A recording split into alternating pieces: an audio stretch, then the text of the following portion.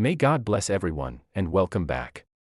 If you're waking up anywhere across Canada today, Tuesday, January 27th, you're probably feeling it already. This is one of those mornings where winter reminds us it's very much in control.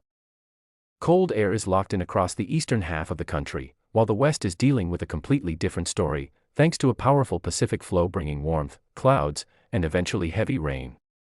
This is a high-contrast weather pattern, and those are always the ones that bring the biggest impacts. So let's walk through exactly what's happening, region by region, what to expect through today and the days ahead, and why this setup matters.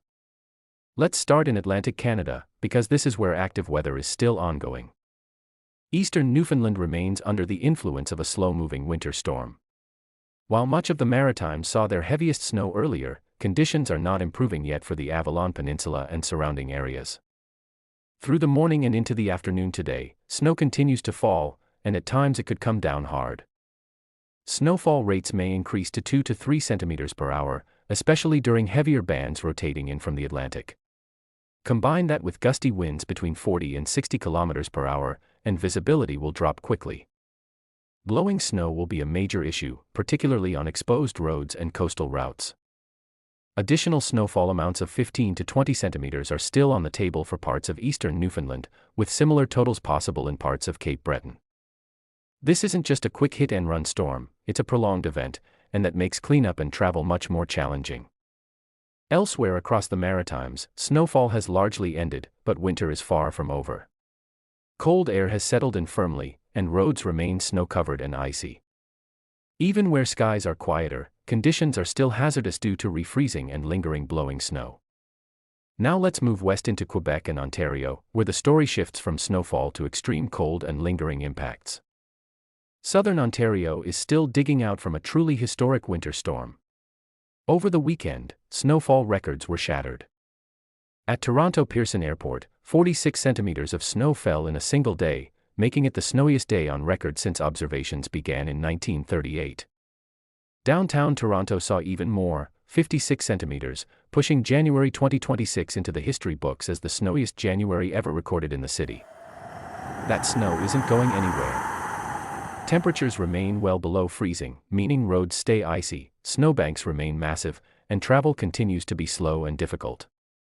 Wind chills across the region today will make it feel closer to -18 in many areas, including Ottawa. This kind of cold is not just uncomfortable, it extends the impacts of the storm for days. As we head through today, a weak clipper system slides through parts of Ontario. This will bring a light dusting of snow for the Greater Toronto area, generally around a couple of centimeters. On its own, that doesn't sound like much, but on top of deep existing snow, it's enough to worsen road conditions again. Behind that system, lake-effect snow develops off Georgian Bay and Lake Huron. Communities along the shorelines could see another 5 to 15 centimeters of localized snowfall. These bands can be very hit or miss, but where they set up, snow can accumulate quickly.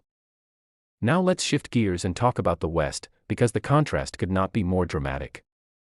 Across British Columbia, a strong Pacific flow is pushing in much milder air. While eastern Canada shivers, parts of the West are seeing temperatures climb well above seasonal norms. Today, Vancouver is hovering around 8 degrees, and even inland areas are warming significantly. This flow is also ending a prolonged dry spell across parts of the province. Clouds are increasing, and precipitation is returning, first lightly, then much more aggressively as the week goes on. By midweek, a series of Pacific systems will begin moving into the coast.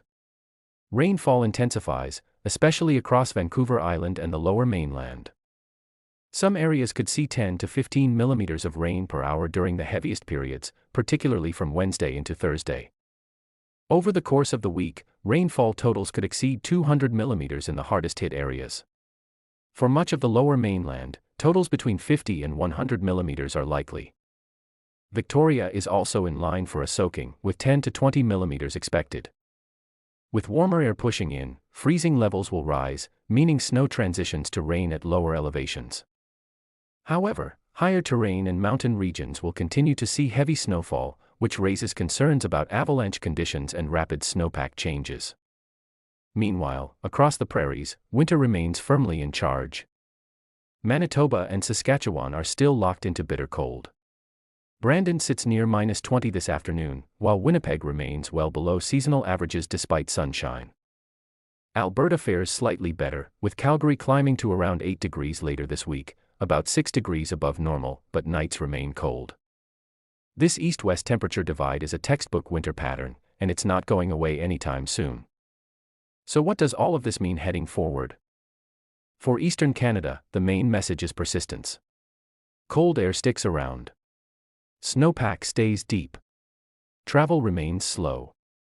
There is no quick thaw on the horizon, and that means winter impacts will continue well into the end of January. For the west, the concern shifts toward rainfall intensity, localized flooding, and mountain hazards as warmer, wetter systems arrive one after another.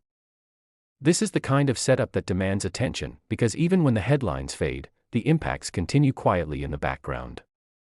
If you found this breakdown helpful and want to stay ahead of what's coming next, make sure you subscribe to the channel and turn on notifications. Winter isn't done with us yet, and I'll keep bringing you clear, detailed updates as conditions evolve. Stay safe, stay warm, and I'll see you in the next forecast.